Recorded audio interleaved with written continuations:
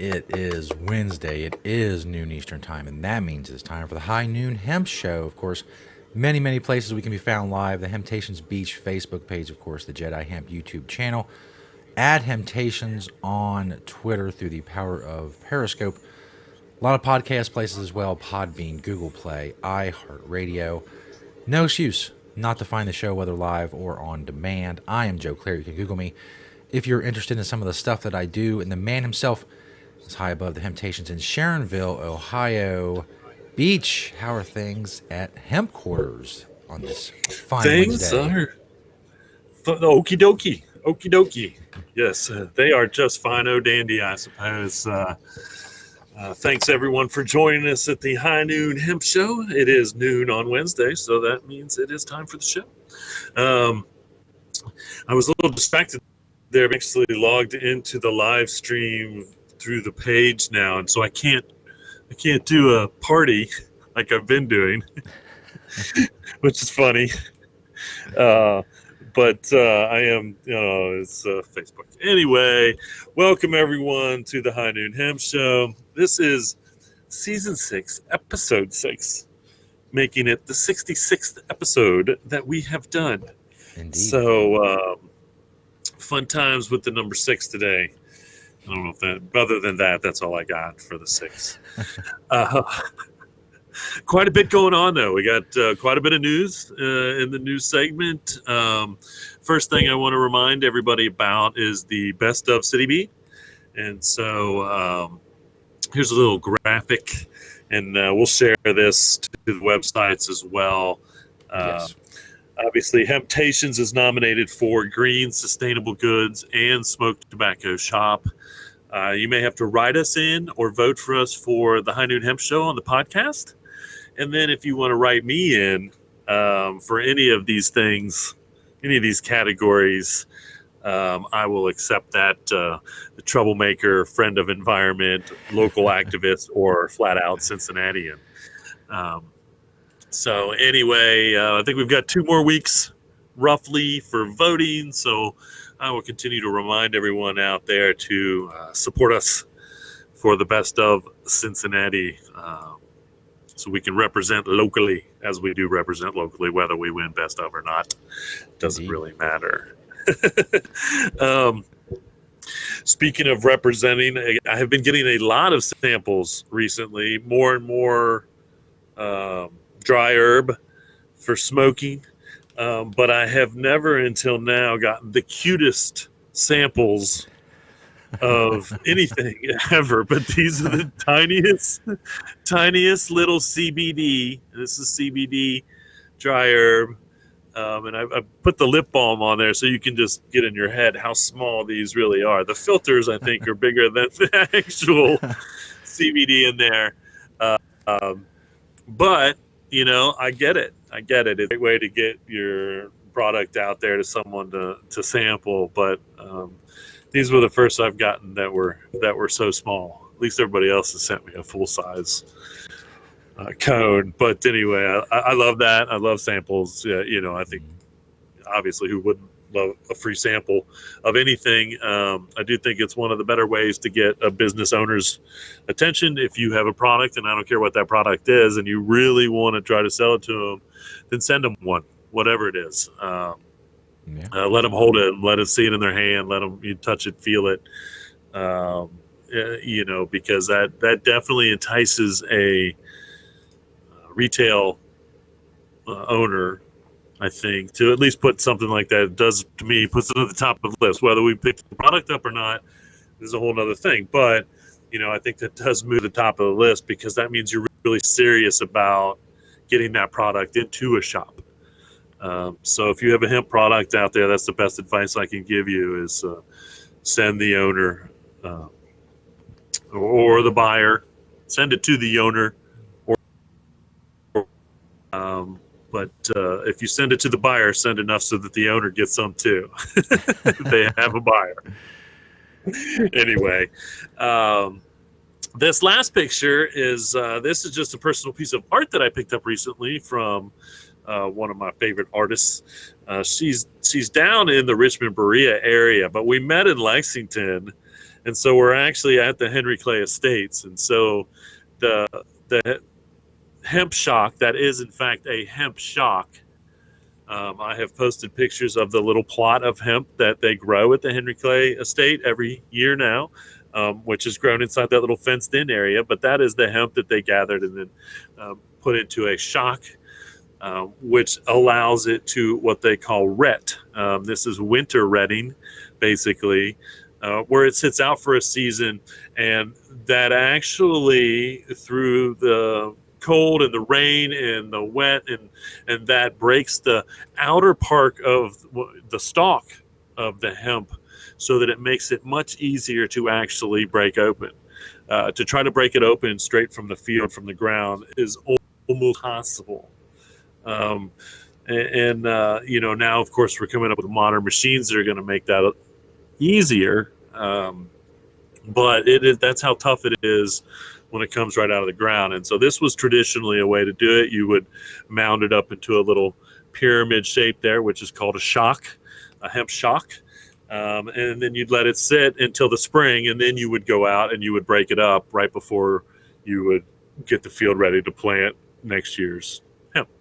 That was the easiest way to do it back in the day. And they would carry this big breaker out, which I think I've shown a picture of, but it's this big, huge wood-built structure that they would lay the hemp in and then slam it down, and then move the hemp down and slam it down, and then that would break it up to bring the fiber out, which is what it was mainly grown for in the United States until 1937. If not all hemp was grown for fiber at that point. That was its main commodity.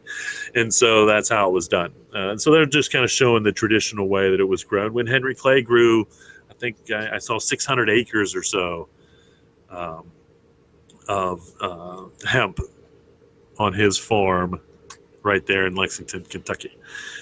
And of course, that's a piece of stained glass, which is just beautiful. I love the hemp leaf.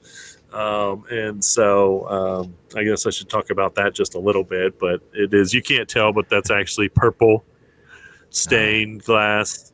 And so when you hold it up to the light, which we probably should have tried to do as well, I'll get a picture of that. You will see that it is actually green, which has always been Hemptation store colors. So that's what's going on in the Hemptations world. That's just a little smidgen of what's going on out there, but that's what's going on with us. As you know, you can go to the Hemptations.com website. We have our events on the homepage, things that we do, we celebrate. And then on the second page of that website, we have the events that I talk about later in the show. A lot of news and events coming up. Now we move on to the product spotlight, what I call 4 from the store, 1 from my door, because the first 4 products that we'll talk about here, you can go to a Hemptations location and buy, and if they don't have it, then tell them you want it at your Hemptations location. You can go online for some products. But, Amy and Shane, by the way, in the Facebook chat area, welcome to everyone. Welcome. We look better on Facebook today than we did last week. We looked horrible, but we look pretty good now on Facebook and on YouTube today, so that's an improvement. They've straightened it out because we complained about it. We told them they didn't compare to YouTube last week. What we got going on here. Right. The first product in the product spotlight is pretty appropriate right now. It's going to get cold again. Thought we were going to have a real winter, but it's been a typical mild and then cold. But good old Satori beanie cap, just plain beanie cap that you can fold up, keep your ears warm in the cold weather. These are thinner on the thinner side, so if you wear a beanie cap in the summer, then this would be a good one for that. Some people do that, I think. The second product is a Hempy's belt. This is just a natural color with a plain, nothing on it clip. We do have a line, I believe, where they have Hempies on the front too. But these are completely adjustable to a good amount of lengths, I would say, because of the way that they're made. And so if you're looking for a belt try one of the Hempies belts. So, and then there are multiple colors in those as well. The next one I haven't talked about, the Queen City Infusion. These local guys who we love still. In Cincinnati, this is my favorite flavor of their seltzer water, which is the Queen City Hemp lemon and lavender.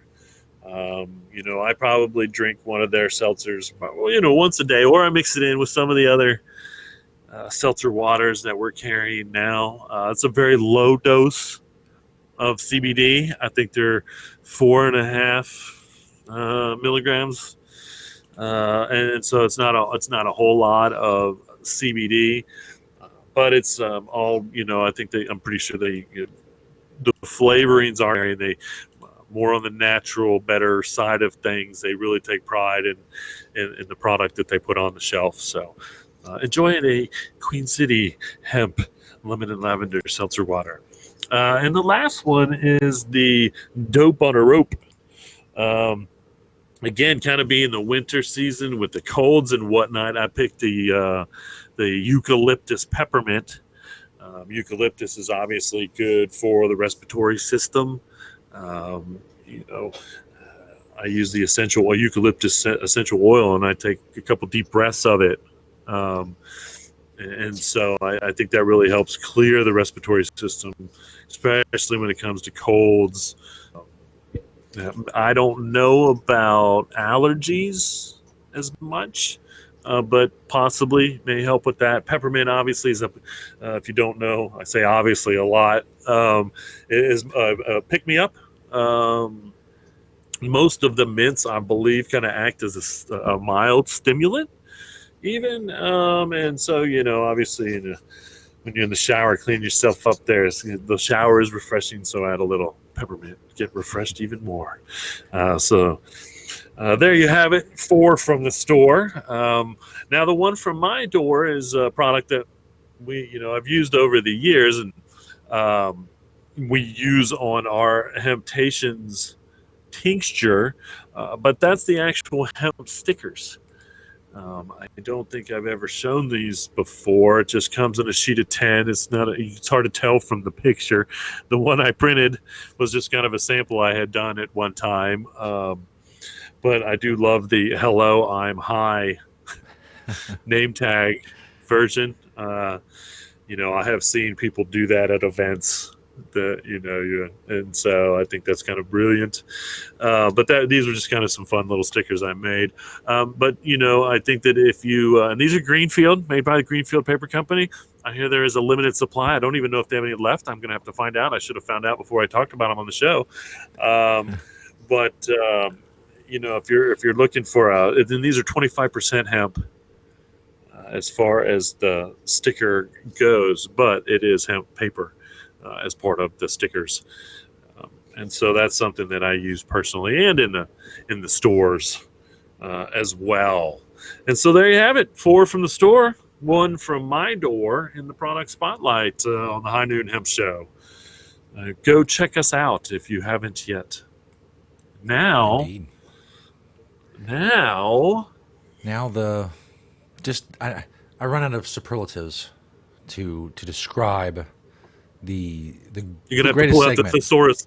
in internet history. Just the greatest thing to ever happen on the internet. I know people think it's that kid who yodeled in Walmart or whatever, but no, it's this show. I will also point out that if you go back through the episodes, you get kind of an idea of what the weather was like in the Cincinnati area that day based on what Beach was wearing. It is true. It is kind of a barometer. From week to week. Beach may break out the beachwear next week. Who knows? It's hard to say. See. It's true. But we ask the most important question for the most important answer you'll hear all day. It's the beachwear segment. What are you wearing, Beach?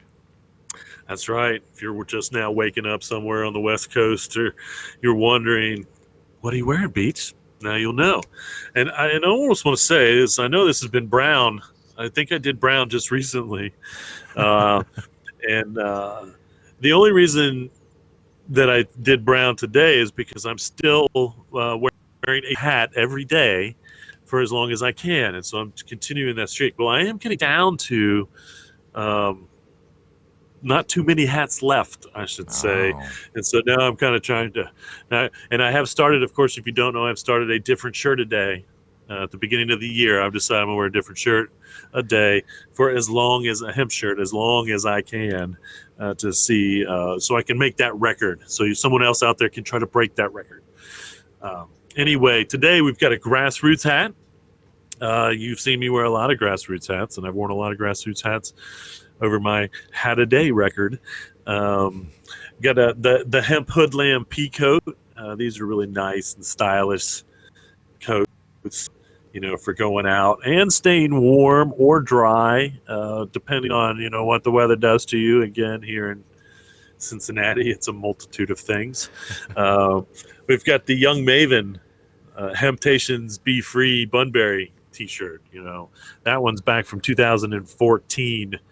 We used to vend every year at the Bunbury 3-day concerts here in Cincinnati. I've got my Satori boxer briefs, Dash Hemp jeans. I really like my Dash Hemp jeans. These are good for a little bit of a colder day. They're a little bit thicker, 100% hemp. You can go to Dash Hemp, I believe, and check out their current lines there. Green Spring Technologies pen right there in my pocket. Got the Enviro Textile socks, and then the Saucony shoes on the old feet. So if you were wondering this morning, what are you wearing, Beach? Now you know. brown It's and brown bundled. again. Brown and bundled. I think the last time I wore brown, I said it's because I like dirt. I like dirt. So I'm going to stick with that too. Brown and warm. There you go. Go out and tell somebody you're brown and warm. See what happens. Hot cup of brown. Oh, fun times on the High Noon Hemp Show. Like I said, we got some quite a bit of news going on across the world in the hemp news. Again, you can go to hemptations.com, and the events that I talk about on the show are on the second page. And a lot of these events they're all over the place. They're not just local to me. But the first big news is the federal government. There is federal legislation that is being discussed or out there, which would include hemp-derived CBD in the definition of dietary supplements. And so I do think it's weird that they could vote on that. I mean, I get that if you have to go through certain things to be a dietary supplement to the FDA, then maybe there's procedures to do that. And so I think it is kind of weird that the government can just vote on something like this. But it would be nice if they did, because it should be categorized as a dietary supplement, which would make it a lot easier to market. I believe that would then make it okay to put in. I don't know if that would still make it okay to put in food. I think you still have to be grass for that, and so it might be a whole different thing. Generally regarded as safe is grass, and so the FDA just recently came out and said that it is not. As well as we've always known, we can't call it a dietary supplement, and so it's just CBD. That's all it is. It's just CBD. Yeah. Just call it CBD. We'll just call it CBD. And so anyway, that we'll see how. I'll keep everybody updated on this legislation, and we'll see where it goes. West End, the big, I don't know, they're like house goods company online. West End, they just launched a big line of hemp bedding. And so you can go to westend.com, and they've got hemp bedding available out there. And so that's kind of fun. Check that out. Coffee, this is kind of interesting. Coffee by Design, which I believe is based out of Maine, just won in court the fact that they are CBD coffee. So even though they don't have CBD in their coffee, they are CBD coffee. So if you are actually producing a coffee and putting CBD in it and calling it CBD coffee, if it's just on the label somewhere, it says CBD coffee, you are in violation of Coffee by Design, get it, CBD, Coffee by Design's trademark. Uh, and I think that's kind of interesting as well. So you can't call yourself CBD coffee. Don't do it. You will get sued and you will lose in court. Amy Um, in the chat area asking about CBD treats for dogs. Says my 15-year-old doggy is out of her CBD treats. You do sell dog CBD treats at Temptations, correct? oh, we do. We have Yeah. a semi-locally made Homestead, which is Dolores down in Kentucky. We also have, I think, Organibus. I know there's another one, but yes, we should have dog treats, CBD dog treats in the stores right now. Good It is stuff. true. Um, let's see here. Oh, this is fun. The South Dakota governor finally somehow has been convinced that hemp is not as evil as she has believed that it was in the past. Somebody got to her. Because, yeah, I saw something that she's finally going to ease up on possibly allowing industrial hemp to be grown in South Dakota. I did also see that Missouri, I think it was Missouri, oddly enough, they may have become the 47th or 48th state just recently um, to legalize industrial hemp. So there are still a couple of states out there, I believe. Well, I'm going to do an update on that to see, but I think there's only a couple states left that have not legalized industrial hemp farming. Um, the this is kind of fun. The Asian Hemp Summit is coming up. And so, if you want to go to that, you better get your tickets now. It's all halfway across the world, if not all the way on the other side of the world, which is halfway across the world. um, but anyway, they just released their entrepreneurial awards for some things, and some of these are really interesting. One company that is from Nepal, and Nepal grows a lot of industrial hemp for fiber. We sell Nepalese hemp bags in the store. But this company is actually is figured out a method of making hemp stalks into edible charcoal. What you do with edible charcoal is, I think that right now edible charcoal is added to like toothpaste and things like that. Not that you're really supposed to eat it, but it adds a grit. I don't know. But obviously, that seems like something that does at least seem somewhat healthy. Although I don't know about digesting the stalk of the plant.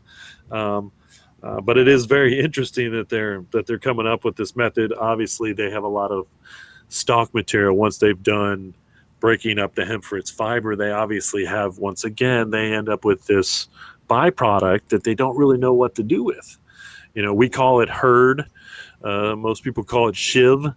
But that's the stuff we're using in hempcrete, all that stuff, and so I think that's where they have this extra byproduct from growing from the fiber, and this is just a product they're trying to figure out what to do with it. There's a company in India called Go Hemp AgroVentures. Speaking of hempcrete, and they are coming up with hempcrete solutions. Because India is always building, and they build a lot of 1-story, 2-story concrete buildings.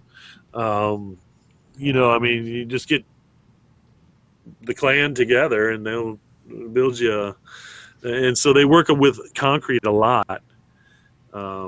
It seems like, and come up with some very unique concrete. When I was in India, I saw some very interesting, stairs and balcony type concrete structures that it was pretty neat, imaginative too. And so I think incorporating hemp into that will definitely help them. They can grow the hemp and then use it as a sustainable good in producing domiciles. So good for them.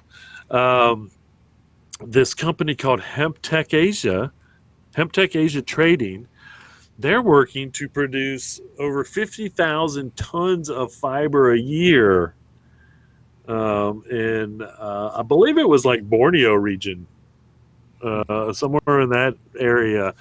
And so that's a lot of fiber. So good for them. Fiber is, and if we can use that fiber to replace cotton, that's, my lifelong goal. So, fiber to me is a great idea. And then you've got this company actually out of the United Kingdom called Mycroft Gin. I don't know why they have gin in the name, but they're working on wet wipes, sanitary pads, tampons, and sunscreen, all from hemp. Obviously, the fiber part for a lot of those, and then the sunscreen, I'm sure they're using the oil. And so, I wish they would have thrown toilet paper in there, because I really, that's another big paper product that everybody would love to see in the hemp world, is toilet paper. Man, yeah, hemp toilet paper. Um, don't fall for Alibaba selling you hemp toilet paper. Make sure they're not describing the color. Got to look close, because I've looked into this, and trying to find a market for it. No, we have the market for it. Trying to find a supplier for it right now is tough. But somebody in the hemp world is out there trying to figure out how to make it happen, and that would be so awesome indeed. I would love to see that. So that's the news from around the world. We'll get to a couple events to finish out January, maybe a little bit of February here. Tomorrow, you're either going or you're not, I suppose. The Colorado Winter Hemp Summit is happening in Boulder. So if you're out in Colorado near the Boulder area, you should be there or planning to go. January 18th and 19th, you've got the Hemp World Expo in Atlanta, at the Atlanta Expo Center North. So that's coming up real soon. January 23rd through the 26th. This is the Hemp Texture Contractor Training Program out in Ketchum, Idaho. So, again, this is a 3-4 day program. If you're a contractor, you're really looking to build with hemp. That is the place to go. 24th, you've got the Growing Hemp in Ohio. This is separating fact from fiction up in Wooster, Ohio at the Fisher Auditorium. January 27th through the 28th, you've got the Hemp Summit in Chicago. Chicago is always fun to visit, so it might be interesting to see what's going on at the Hemp Summit there.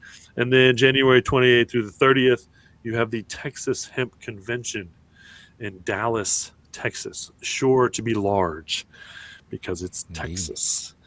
We are back to Ohio February 13th through the 15th for OFA, the Ohio Ecological Food and Farm Association. They are doing a full day session on hemp farming. And then February 13th through the 15th in Vegas is the USA CBD Expo. And I really mentioned this mostly because I know that Mike Lewis from Third Wave Farms is going to be there, and he is, as far as a hemp farmer, producer. They just dropped a facility in Indiana for drying. He knows as much about every stage, every aspect of industrial hemp in the modern United States as anyone does. And so, and of course, Vegas is always fun to visit on occasion as well, just to walk around. Don't gamble. I'm not recommending gambling because the house always wins, unless you're really lucky. Gamble what you can lose is what I always say. Yep. Gamble what you can lose. And then February 15th, You've got the Kentucky Hemp and CBD Trade Show down in Frankfort, Kentucky. And then February 24th through the 25th in Danville, Virginia, is I'm not sure what that is. I guess it's the Daniel Virginia Industrial Hemp Summit, maybe, or something. I'll look more into that. I just have the date, and that's all it says, Danville, Virginia. So, again, if you go to the second page of the hemptations.com website, that's where all the events that I mentioned there, and I try to update that within a day or two of the show. And then we have events there that go all the way almost into June. I will be putting something that's going on in June there, and so I have dates that are further out. If you want to see what's going on further out, and possibly plan for that on the hemptations.com website. You can do everything through there. You get to planeteverywhere.com, which is the retail spot. There's links to everything. Blah, blah, blah, yeah. You can, we all are doing it. Full show. All right. Well, thanks everybody for watching the High Noon Hemp Show. Again, you can find us as a podcast on iHeart and all those places. YouTube, go join the Jedi Hemp channel. You can watch the live stream from there as well, and everywhere else that we are and can be. And remember, reduce, reuse, recycle, make everything else out of hemp. Having Hemptations. See y'all next week.